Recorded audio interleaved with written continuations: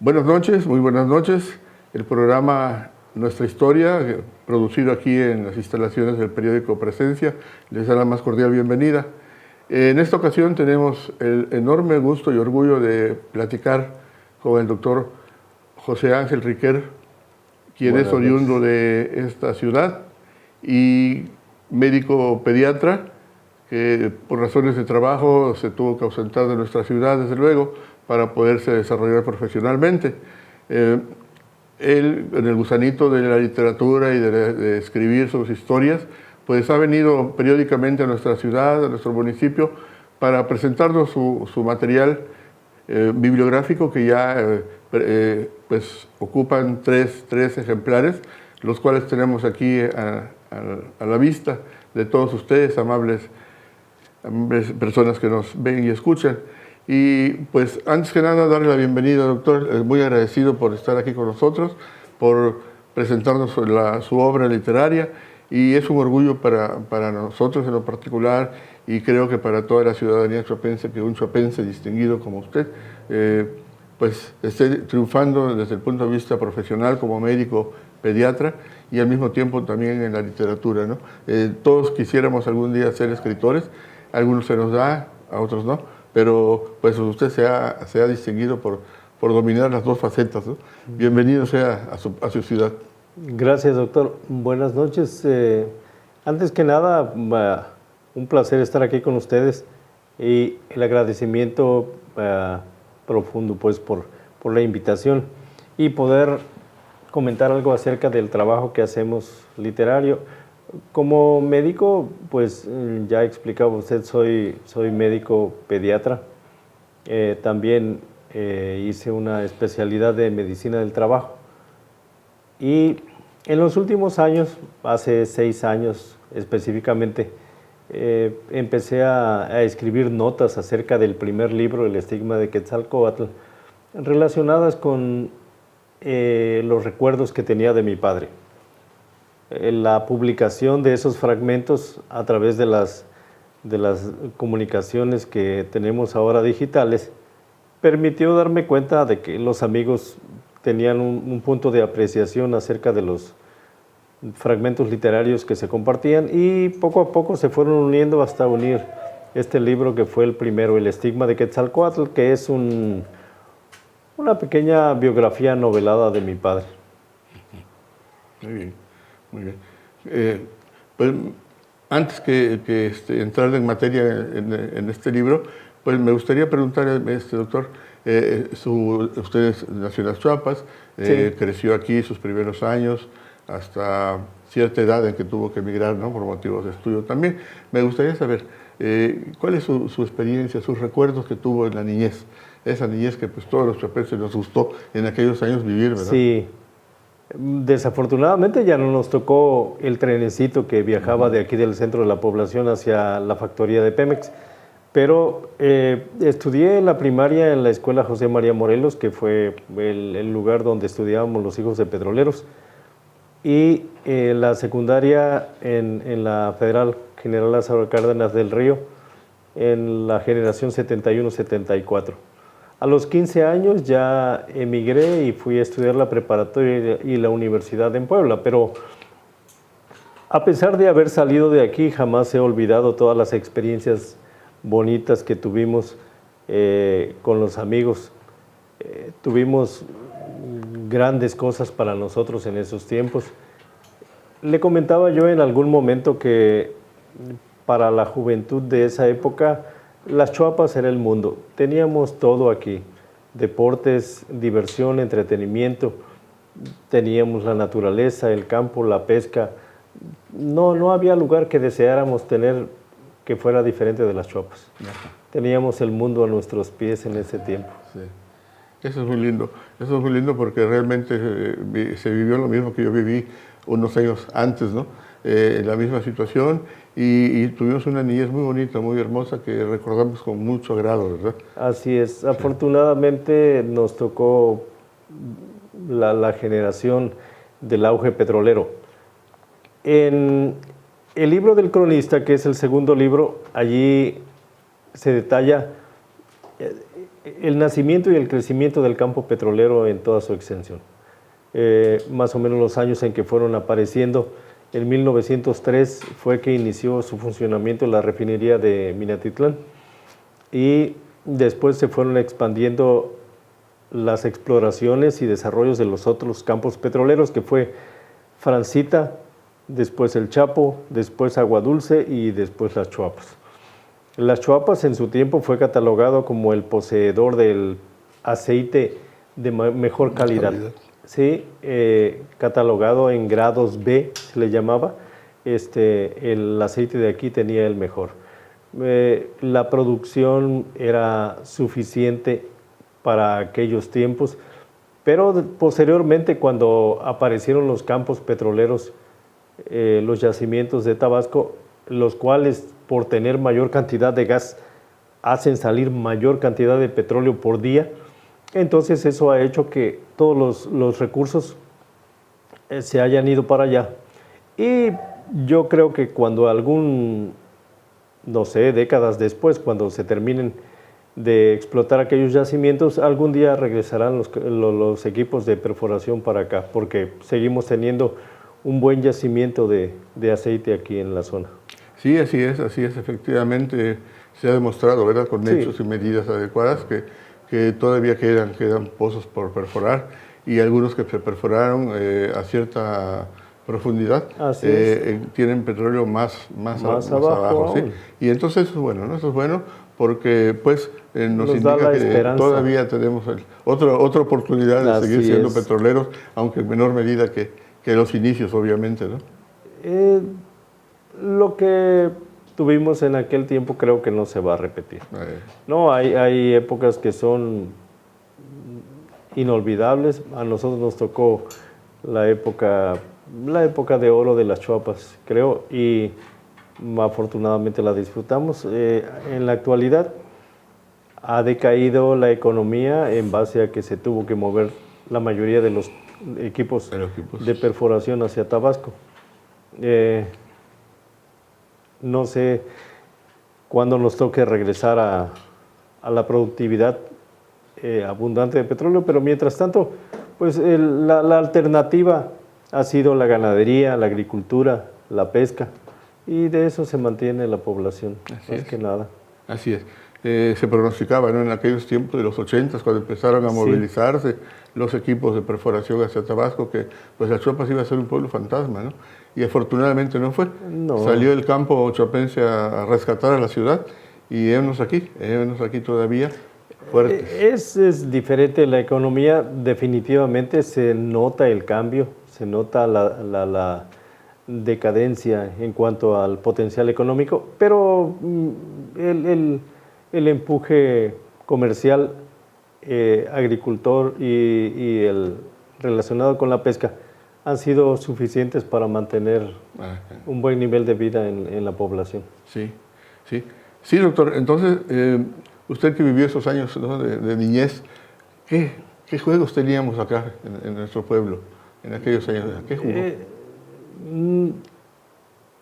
Incluye desde los más pequeños, que en las edades de 3, 4 años era montar barquitos de papel sobre los arroyos, saltar la cuerda. A veces hasta participábamos con las niñas jugando matatena. Pero la cuerda era un entretenimiento sano, agradable, nos permitía hacer ejercicio. Cuando ya estábamos un poquito más crecidos, en la primaria jugábamos timbomba, trompo o yoyo. Y ya en los años de la adolescencia jugábamos un tipo de entretenimientos un poquito más atrevidos, que eran, por ejemplo, los hoyitos, que era tirar la pelota y al que le tocaba había que darle de pelotazos en la espalda. Burra tamalera, jugábamos cancán, jugábamos salvapartido. Una serie de actividades muy bonitas y que se han ido perdiendo en el tiempo. Desafortunadamente ya son juegos que no se han dado como antes. Sí, la tecnología quizá vino a hacer lo suyo y desplazar esos juegos, ¿verdad? Así es. Tan lindos que eran. Y no nos olvidamos de las pandorgas, ¿no? las cometas, el trompo también, Sí. que también Lo bonito era que cada quien hacía sus propios juguetes en ocasiones. Uno de los recuerdos bonitos que tenemos de las Chuapas es que en la temporada final de cada ciclo escolar, cada salón presentaba los trabajos manuales más representativos del año. Sí. Había desde elaboración de juguetes, manteles, tejidos, bordados, una variedad bastante grande de objetos que hacíamos. Nos enseñaban muchas manualidades. De alguna manera llevábamos una educación tecnológica también. Nos enseñaban a armar piezas, algo de mecánica, algo de electricidad, cosas que se han perdido. Sí. Creo que lo que más me gustaba de la primaria era el desayuno escolar. Recuerda que nos llevaban un vaso de Choco Alteza y una torta de huevo con chorizo. Ándale nomás. Algo muy rico, era bonito. Sí. Había un panadero que pasaba por los salones de clases aquí en la Morelos. Ajá. Y bueno, es una vida muy diferente a la que se tiene ahora. Sí, Antes, el auge petrolero le daba mucha vida al pueblo, le dio mucha vida y sin la compañía petrolera al 100% aquí en la población es lógico que no se vea una economía tan rimbombante como antes, porque llegó a ser un punto reconocido a nivel estatal en cuanto a las fiestas. Vino Pérez Prado, vino Lola Beltrán, Hugo Avendaño, no sé, grandes artistas, y hubo mucha fiesta. Recuerdo que en aquellos tiempos hasta los velorios eran fiesta. Había mucho licor, muchos tamales, mucha carne. Hasta los eventos funerarios eran grandiosos. Sí, sí, definitivamente. Fueron tiempos muy bonitos, ¿no? Que eso no se nos olvida nunca. Y hermoso, pues 10 años atrás yo también los viví y todavía pues están ahí con todo el color, el sabor, la alegría, las características, ¿no? Esos fines de años también, por ya viendo que estamos cercanos ya a otro fin de año, donde toda la gente pues contrataba los mariachis, se iba, ¿no? El mariachi por la calle caminando ahí, pagándole a los músicos. Nosotros y en cada casa se detenían. Como parte del ritual navideño, ya sabe, la elaboración de la casita para ir a hacer los cánticos casa por casa para recaudar fondos para comprar nuestros cohetes, la rama y tantos eventos bonitos que teníamos ahí. Así es. Esos elementos se han ido disminuyendo, no se han perdido. Todavía por ahí salen algunos niños, ¿no? Con la misma idea y el deseo después de que le canten a la ciudadanía sus villancicos. Y son tradiciones que no debemos de dejar perder, ¿no? Contárselas a nuestros hijos, a nuestros nietos, para que las tomen también, ¿no? El que vengan a las Chuapas es algo para ellos muy gratificante, significa el descanso, la alegría, el vivir momentos vacacionales muy bonitos que luego pues los extrañan cuando regresan a sus lugares donde radican, ¿no? Y eso va grabándose en la persona, ¿no? Y mucha gente que se va, pues se va por razones de otra índole, pero no porque no les guste vivir en nuestra ciudad, Así ¿no? es.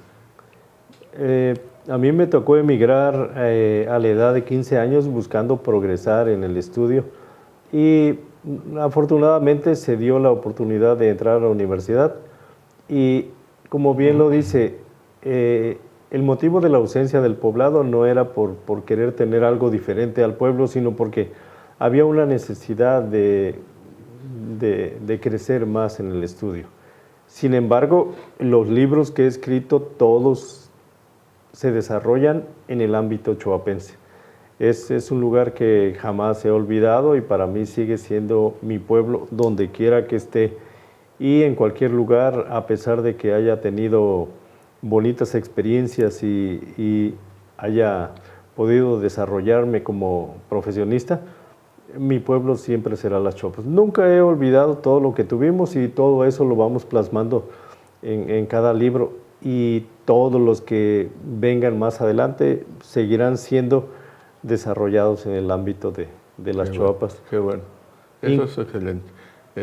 Doctor, ¿cómo es que se adquiere esa pasión por la escritura? Porque todos quisiéramos escribir, pero a muchos no se nos da. Entonces, ciertas facultades, ciertas características que se reúnen para poder tener esa habilidad de poder comunicar con la palabra escrita algo que uno siente, que uno ve, que uno quiere, que otras personas se enteren, ¿no? ¿Cómo nace esa pasión para usted? La primera vez que intenté escribir algo ocurrió después del año 2012. Estuve en una reunión de cronistas de la ciudad, ahí en Coatzacoalcos, Veracruz. Me agradó escuchar las historias relacionadas con Quetzalcóatl y la población. Intenté escribir algo y relacionándolo con la época en que se celebra la llegada de Quetzalcóatl aquí a la zona, me di cuenta que esas fechas coincidían con la fecha de nacimiento de mi padre. Poco a poco intenté hacer fragmentos literarios en donde se relacionara la fecha, algún evento familiar que tuve con mi papá. Y después, cuando lo publiqué, vi que le agradó a alguno de los amigos. Y a partir de entonces empecé a lanzar otros fragmentos más. Los puntos de agradecimiento, lo que llaman los likes, empezaron a aparecer en mayor número y eso me motivó para tratar de recopilar todos esos párrafos que ya se habían compartido y elaborar el primer libro, que fue El estigma de Quetzalcóatl. A partir de ese primer libro, el gusto ya no se perdió. Fue creciendo cada vez más y la verdad es que ha sido algo que pienso se dio sin querer. Fue algo que salió de manera espontánea y creo que ni yo mismo sabía de la capacidad que tenía de poder expresar de manera escrita todos los sentimientos que lleva uno guardados, pero se han ido dando poco a poco. Todo con la ayuda de alguien que revisa los textos y les da un poquito de acomodo para que también sean presentables ante el público. Sí, tengo una sobrina, Karina Araiza, que es quien hace las revisiones de los escritos y ya me da orientaciones sobre cómo mejorar un texto. Ajá. De esa manera, al final, el libro tiene una mejor presentación. Claro. Sí, oiga, pues qué hermoso que así tenga uno esa gran opción, ¿no? De decir, bueno, tengo deseos de escribir, y porque le da uno vueltas, muchas vueltas le da uno a un tema, ¿no? Y luego se atora uno y dice, no, ya qué más, qué sigue, ¿cómo debo continuar, no? Pero de repente viene la inspiración, ¿no? Y yo he leído historias de grandes escritores que también les pasaba igual, ¿no? O sea, también se atoraban y ya no podían seguir, y lo dejaban ahí un tiempo inclusive, hasta que volvían a sentir que podían continuar. ¿No es fácil entonces? No es fácil. Por una parte debe de existir el gusto. Para escribir un libro hay que leer cientos de ellos antes para tener ideas de cómo escribe la gente, las técnicas, el léxico. Es algo que se debe de ir complementando de muchas maneras. Hay que llevar cursos de talleres de redacción, aprendizaje revisando otros libros de autores que son reconocidos ya y de esa manera ir tratando de mejorar poco a poco. En los 3 libros elaborados hasta el momento, yo mismo me he dado cuenta que tiene una forma de escritura diferente cada uno. Es decir, hasta la fecha no he encontrado aún mi estilo, por decirlo así. No me avergüenza decir que cada uno de los escritos puede ser como una copia del estilo de algún otro autor o de una mezcla de todos los que he leído. Y probablemente, como decía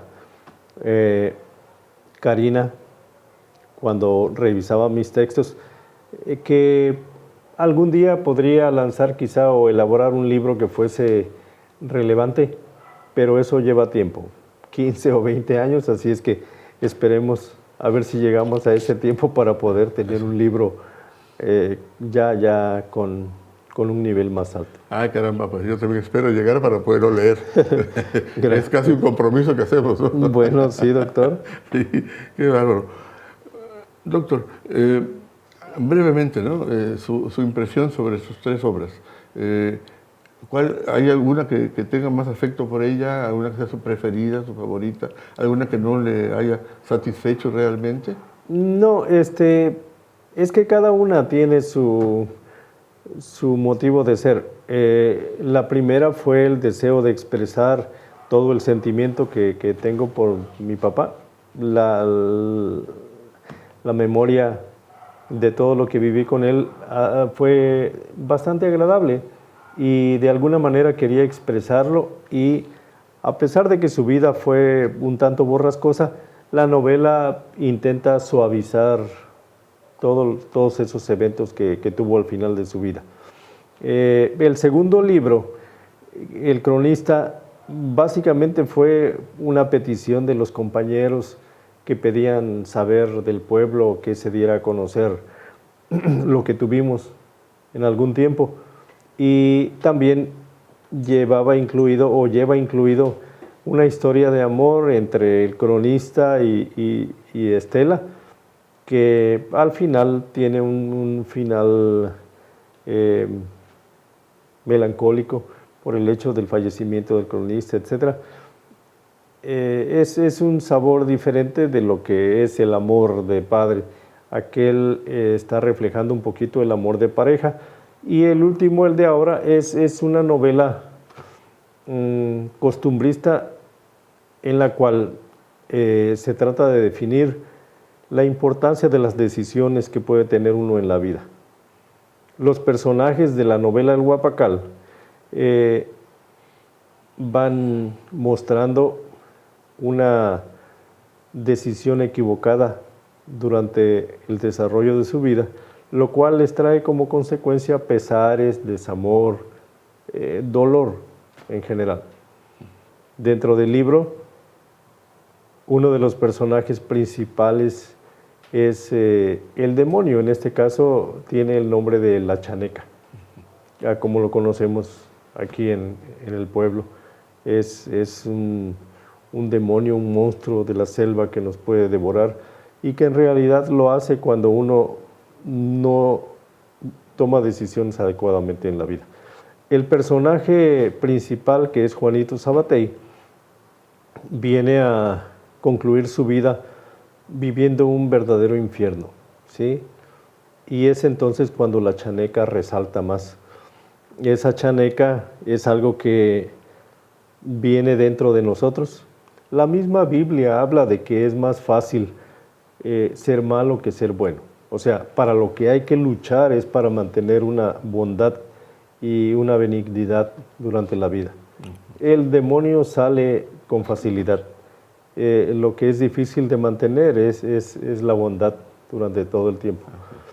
Eso, bueno, no trata de ser una novela moralista, sino simplemente dejar ver al lector que pues el infierno puede estar aquí mismo en la vida si uno toma malas decisiones. Eso es una novela pues que nos da mucha enseñanza acerca de eso. Yo espero que de alguna manera.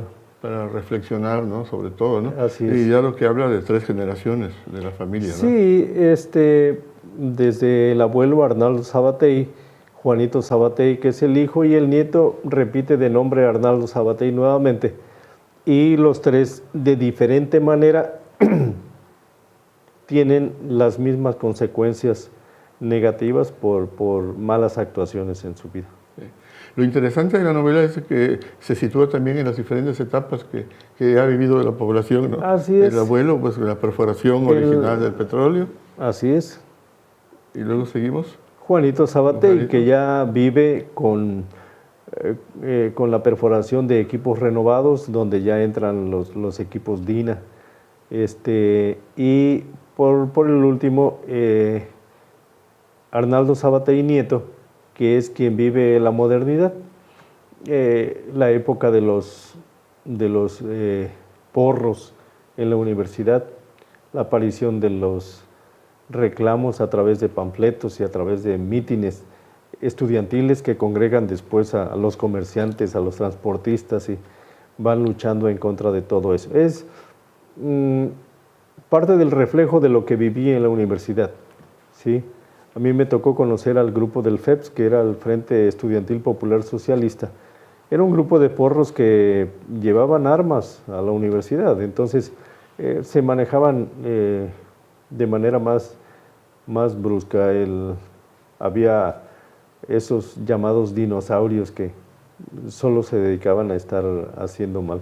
Sí, así es. Pero sí, la representación de los personajes tiene que ver con todo lo que uno ha vivido en la población y en otros estados, pero básicamente son vivencias expresadas a manera de novela y que ya no son personalizadas, pues, sino están destinadas a un personaje que aparece ahí en la obra. Así es. Ahora, el nombre, el Huapacal, ¿no? Habrá personas que pues ya nacieron en estos últimos tiempos y no conozcan esa palabra quizás, sí. ¿No? ¿Podría explicarnos un poco acerca de ella, por favor? Se le llama Huapacal a un campo en donde hay muchos árboles de huapaque. Aquí en la población quedaban pocos y creo que ya a la fecha no existe ninguno. Pero era una fruta que consumíamos de manera frecuente en la temporada de verano. El huapacal estaba situado en la zona en donde ahorita está la factoría de Pemex. Por el tipo de playa que tiene el río, por la limpidez del agua, por lo amplio del caudal, por todas esas cosas y por la cercanía con Huapacalito, estoy seguro que en esa zona del Huapacal es donde estuvieron los primeros pobladores. Cuando se instaló la factoría, entonces tuvieron que moverse y venirse hasta acá, buscando el otro arroyo que les diera también algo de agua limpia para uso doméstico. El huapacal que está ahora en la factoría, lógico, ya no es la selva que era antes. Ahora ya es un campo limpio, desaparecieron las ceibas tan grandes que había. La última que existió allí en la factoría petrolera también ya se ha ido desgajando y ya no hay más que restos de ella. En la actualidad ya la juventud le llama huapacal al campo del distrito petrolero, a las construcciones de la compañía Huapacal, petrolera.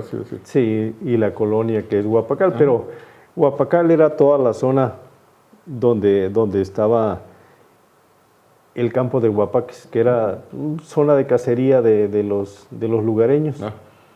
Zonas de cacería y de búsqueda de leña para hacer carbón. Era un sitio suficientemente pródigo como para darle a la gente mucho alimento, sí. y forma de vida. En la actualidad, pues todo eso ha desaparecido. Le digo, incluso el árbol de huapaca yo creo que ya no sí. Se ve. Tiene muchos años que yo vi uno de los últimos seguramente, sí. Y comí esa fruta cuando era un niño también. Y efectivamente pues, se han ido perdiendo la mayoría de los árboles frutales, incluidas las ceibas. Yo sí. Por mi trabajo viví 30 años en la colonia Huapacal y fui testigo de cómo inclusive le clavaban los clavos, ¿vale? Sí. De la redundancia, al tronco de la ceiba para que se secara. Sí. Qué ánimo de destruir, ¿no? Algo que demoró cientos de años en crecer tan alto, que nos brindó, aparte de la belleza del árbol, lo que se podía utilizar, Así ¿no? Es. Recuerdo que en tiempos sale de sus flores, borra. ¿no? La borra famosa, ¿no? Con la cual se llenaban las almohadas, las ¿no? almohadas. En aquellos tiempos. Sí, ¿no? Y los colchones también, se hacían colchones y almohadas de borra. Sí. La ceiba es en sí el árbol sagrado de los mayas. Sí. y tenía muchos usos, pero eso sí, nunca se derribaba, nunca se utilizó como árbol para leña. Y pues en la actualidad las ceibas gigantes ya no las hay aquí. No las hay, es cierto. Sí. Todo se lo comió la modernidad. Así es, así dice el libro El Guapacal. La modernidad invadió a nuestro pueblo y se nos acabó todo eso tan hermoso que tenía. Sí, sí, qué lindo. Pues me da mucho gusto que toquemos ese tema, ¿no? Porque es una cosa nostálgica, Sí. es una cosa, pero muy bella de recordar, muy bella de platicar a nuestros descendientes, ¿no? Aquí existió esto, otro, vivimos esta época, ¿no? Sí. Y que ellos se imaginen cómo pudo haber sido, ¿no? Los libros en sí me tratan de llevar al lector a esas vivencias anteriores. Los jóvenes que lo lean van a tener oportunidad de reconocer sitios que ya no existen, pero que van a quedar plasmados para siempre ahí en los libros. Claro que sí. Doctor, pues es una pena que el tiempo, como siempre, es el peor enemigo de una buena plática, ¿no? Así es. Se nos termina. Pero yo quiero preguntarle, ¿dónde podemos localizar su libro? ¿Cuál es el lugar donde las personas que se interesen por tenerlo puedan adquirirlo? Sí, en la página de Facebook, mi página aparece como José Ángel Riquer. Pueden contactarme a través de allí y yo les hago el envío de los libros cuando deseen, del Guapacal. De los libros del cronista, desafortunadamente ya no tenemos, y del estigma tampoco, esos ya están agotados. Y por el momento no se van a hacer reediciones, es solo el Guapacal. Pueden contactarme, y aquí en la población pueden contactar a Felipe Barrientos. Él tiene suficiente número de obras para que quien desee puede pasar ahí y adquirirlo. Muy bien. En la Avenida Revolución, entre el Chapo y sí. la siguiente calle. 1505, algo así. Sí. Pasando el mercadito de Campo Nuevo. Pasando el mercadito de Campo Nuevo, la segunda esquina, ahí está el famoso pollo broster, que es mejor conocido, Felipe, ¿no? Sí, Felipe Barrientos. Así es. Pues amigos y amigas, pues ahí tienen ustedes la dirección para quien desee adquirir un ejemplar. Puede acudir al negocio de don Felipe. Pues, pues es un placer nuevamente, repito, haber contado con su presencia esta noche. Esto le ha dado un cariz muy importante a nuestro programa. Somos muy aficionados también a la lectura, y yo como cronista de la ciudad estoy muy orgulloso de que hay varios chuapenses que han ya publicado sus libros. A la fecha son casi cerca de 20. Entre quienes destaca pues la doctora Alicia Flores, que ya tiene 20 y tantos libros escritos, ¿no? Y esto sirve de estímulo para la juventud que viene atrás de nosotros, ¿sí? Que se den cuenta que en las Chiapas hay de todo. Como bien usted lo dijo, hay deportistas muy famosos, escritores ahora también que han alcanzado los altos grados, ¿sí? Los músicos que han sido también muy populares en nuestro lugar y fuera de nuestra ciudad, ¿no? Y científicos. Tenemos a Judith Lezama, quien es una persona que estudió física nuclear, fundadora del Instituto Nacional de Física Nuclear, ya jubilada por su edad y su tiempo, ¿no? Que ha sido toda una científica muy reconocida en México y en el extranjero, ¿no? Y como ella muchos otros personajes más que han puesto muy en alto, como se dice, el nombre de nuestro lugar. Y siento yo que este es el legado que debemos dejar a los chuapenses jóvenes, ¿no? Que se sientan orgullosos de su pueblo, que se sientan orgullosos de haber nacido aquí, que las Chiapas, como todas las ciudades de nuestro México querido, pues vive momentos difíciles, pero bueno, que tenemos que seguir la línea de la bondad, de la esperanza de que regrese por aquí la compañía petrolera, porque tenemos yacimientos grandes todavía. Ajá, eso es. Así que creo que las Chiapas todavía va a perdurar por mucho tiempo más. Así es. Muy agradecido, doctor. No, pues es un gusto, un placer, un honor estar aquí, haber platicado con usted, y que el público y nuestros amigos hayan podido escucharlo. Así es. Muchas gracias. Gracias. Buenas noches.